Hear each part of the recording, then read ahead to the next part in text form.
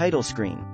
Voyage Through Disability, an individual life coaching and corporate consulting company, is proud to present This Week in Disability History for August 21 to August 27, 2023.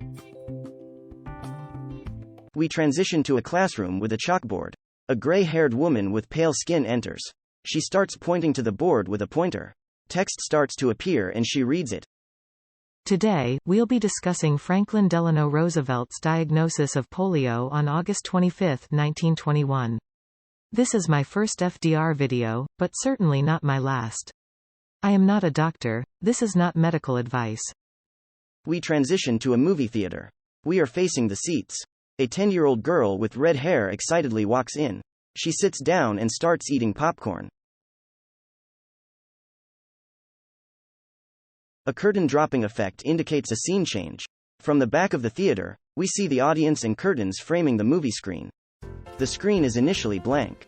The title appears. We now present FDR's polio diagnosis. FDR was born on January 30, 1882 to a wealthy family. This shows him at 2½, posing for a formal picture. He is sitting on a hay bale, wearing a toddler dress, and holding a fancy hat. His face is very serious. We fade to another picture. Approximately 9 years later, FDR is sitting on a stool, wearing a suit and holding a riding crop. His face is serious. We zoom in on FDR at age 27. He is standing in the shallows of the ocean. He is holding his 3-year-old daughter, Anna. He is smiling. The movie goes dark. It is August, 1921. FDR is 39. His life was about to change. He became ill while on a family vacation. Initially, he had lower back pain. Then, his legs felt weaker. He became sensitive to stimuli.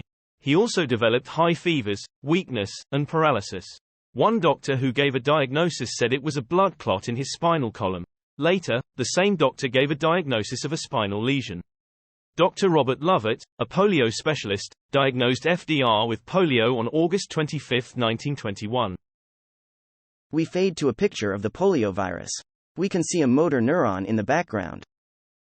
The story we all know about FDR was that he caught polio as an adult, played down his symptoms, worked with the press to hide the severity of his paralysis, became president, and started the March of Dimes, which eventually led to the polio vaccine. But, what if the diagnosis was wrong? The next picture is of 47-year-old Dr. Georges Charles Guillain. He is staring at the camera and his arms are folded. He was one of the describers of Guillain-Barré syndrome, GBS, which is a neurological, and possibly autoimmune, disorder in which paralysis occurs. Recent scholarly analyses have called into question whether FDR's symptoms fit polio or GBS better. At the time, GBS had been described in the European medical literature, but not in the American literature. The definitive data would have been testing FDR's spinal fluid. There is a question as to whether this was done and, if so, whether there was evidence of polio. In terms of odds, polio was more likely. Only a few years previously, the 1916 polio outbreak in America affected approximately 27,000 people, of which roughly 8,000 died. In contrast, GBS affects 3,000 to 6,000 people in the US each year. The next picture shows FDR, at age 48, sitting on the top steps of a swimming pool. His upper arms are massive. As FDR recovered, he learned to use his upper body to compensate for his legs. If he needed to stand to give a speech, he would hold himself upright by placing his forearms on the lectern. Almost all his weight would be supported in this way. That's why his arms were massive. Would anything have changed with a GBS diagnosis? Probably not. He probably still would have gone to Warm Springs for rehabilitation. Chances are, he still would have minimized his symptoms. Maybe the March of Dimes would have focused on GBS instead of polio, but it would not have been as successful at raising money. People were afraid of polio. People were not afraid of GBS. Polio usually infected children. GBS typically affected adults. As president, he understood that people worried about the possibility of their children getting sick. He understood that children who survived polio were visual reminders of what could happen to anyone's kids.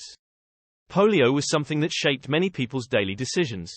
GBS was not, so polio funding probably still would have been a priority for FDR's presidency. In today's terminology, the March of Dimes was simply crowdfunding polio research.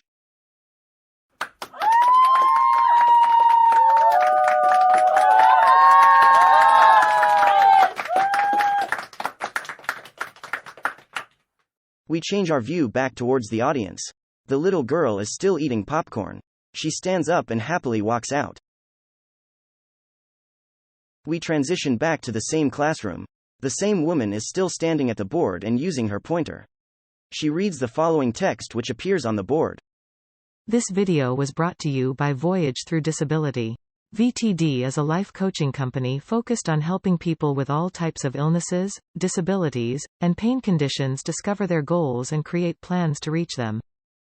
We transition to the end screen. Don't forget to like, comment, and subscribe. Please visit www.voyagethroughdisability.com for information about life coaching and corporate consulting.